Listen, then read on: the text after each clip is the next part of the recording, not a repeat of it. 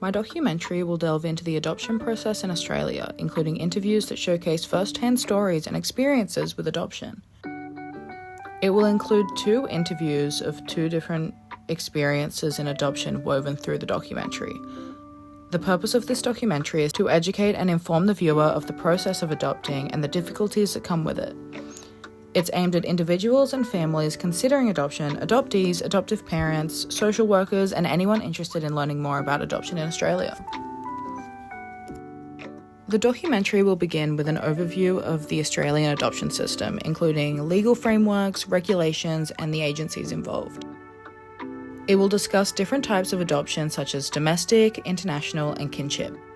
I will use information from adoption professionals such as social workers, lawyers, to explain the steps, timelines, and requirements for prospective adoptive parents.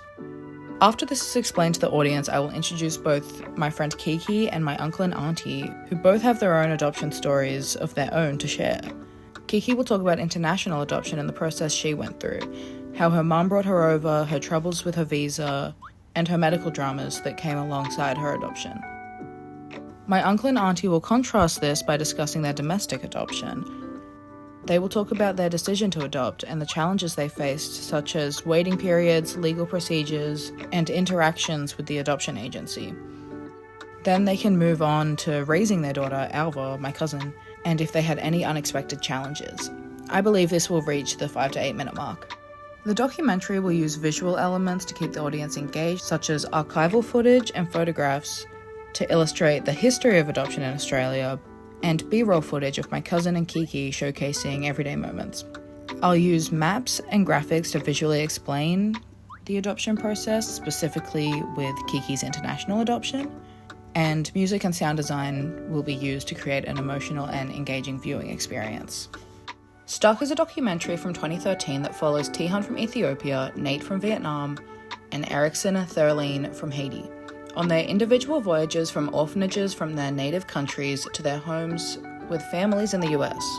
Through their personal and real-life stories, the film asks how the global community can take care of these children, safeguarding them from the very real dangers of things like child trafficking and corruption, while also answering their need to move from institutions into loving homes and a normal life. Stuck and my documentary will have similar themes due to them both being about adoption. Stuck is specifically about international adoption, while I will have subjects from both domestic and international, but they will include similar topics and subject matter. The contestant from 2023 is the true story of a man who lived for 15 months trapped inside a small room, naked, starving, and alone, while unaware that his life was being broadcast on national TV in Japan to over 15 million viewers. This is one of my favorite documentaries, and I love the storytelling techniques it uses. I want to recreate some of the styles they use to portray the story, such as using interviews to retell the story of the actual people involved, the archival footage, and a cohesive narrative structure. My project is driven by my personal connection to the subject matter, stemming from my friend's experience as an adoptee and my uncle and auntie's journey as adoptive parents. These personal narratives provide an authentic and powerful entry point into the broader discussion, allowing viewers to connect with the realities faced by all involved. I also chose this topic because I have the capability of interviewing 2 different groups about their experience with adoptions, maybe 3 if needed. I also love to hear the stories about other people's lives, and this gives me an opportunity to continue asking more questions. Also, the AIHW, Australian Institute of Health and Welfare, annual report into adoptions in Australia shows a concerning decline to 201 adoptions nationally. This figure is the lowest on record, breaking the previous year's low and juxtaposing the 46,212 children living as part of the out-of-home care system across Australia, with around 4,000 children not in home-based care. Compared to the peak of inter-country adoptions, adoptions have declined by 92% from 434 in 2004 to 2005 to 34 in 2023 to 2024. For the documentary to be ethical, I will provide everyone with all the information they need so everyone understands the documentary's purpose, scope, and how the stories will be used. I can also provide a detailed consent form that outlines these aspects. I will be protecting sensitive information such as medical history, details about birth parents, or information that could potentially identify individuals who have not given consent. And I will be respecting boundaries and avoid pressuring participants to share information they are not comfortable revealing. But when they were finally allowed to keep me within them in Bali, we had a house, and my mum worked in English as a second language teaching, so she taught English within Bali's university. It's like a TAFE sort of thing. She'd teach English to locals for good money.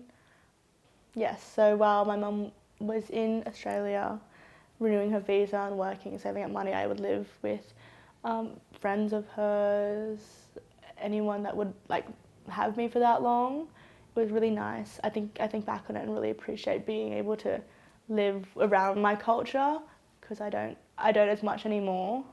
Well, because it's a private adoption, because I was never in any orphanage or foster home system, so I've only and my mum was never a foster parent or anything like that. She was just sort of a regular gal before all of this. So it was because I wasn't in the foster system, and I didn't have I don't know how to explain it, sorry. She wasn't able to foster or adopt in the eyes of Indonesia, because she wasn't a citizen. Wasn't able to foster or adopt in the eyes of Australia, because she's never done any of those certifications, because in Australia you need foster care certifications and background checks and all this type of stuff. So that's why it mostly took a long time, because in hindsight, even though it was a long process, it was a very spontaneous decision.